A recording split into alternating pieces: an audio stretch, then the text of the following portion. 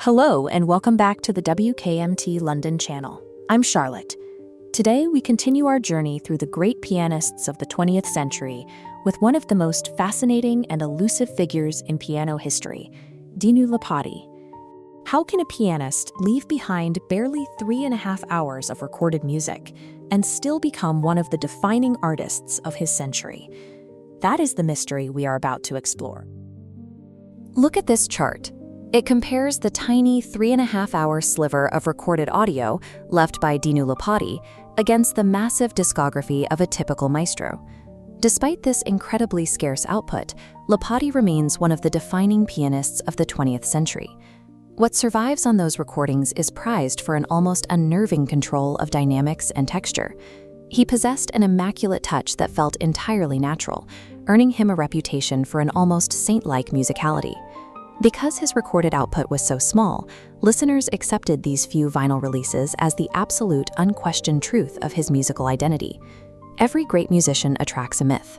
Lipatti's myth was built on restraint, refinement, and a lack of aggressive showmanship. But a recent deep dive into the London archives uncovered a forgotten tape that challenges this hyper-restrained image. The history books and our ears have treated a highly engineered studio profile as the complete picture, overlooking evidence of a different temperament entirely.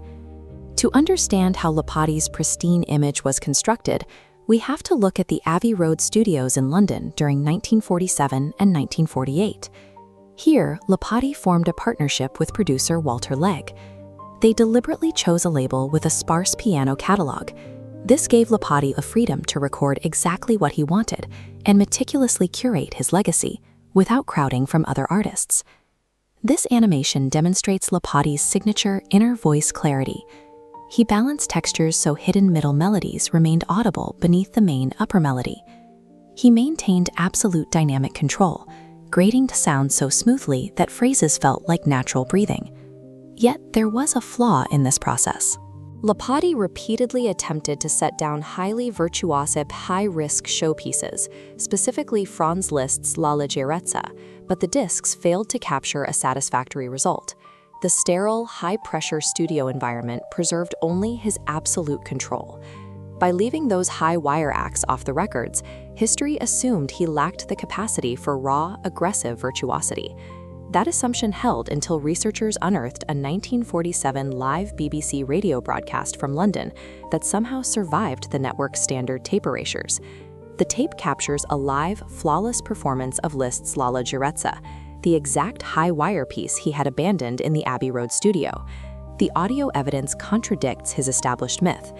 Reviewers describe the playing on this broadcast as glistening and robust, marked by heavy attack and a distinct physical swagger. The adrenaline of a live, one-take radio broadcast stripped away his meticulous studio restraint. It proves his legendary purity was a deliberate artistic choice, not a limitation. This single audio discovery adds a third dimension to Lipatti's profile, sitting alongside his legendary studio recordings. This discovery serves as a musicological lesson. Historical archives inevitably complicate neat narratives and perfect myths. Knowing this provides a new way to engage with his work. You can use a two-pass listening method. Listen once for his famous, immaculate control, and a second time for the coiled, physical power hiding underneath.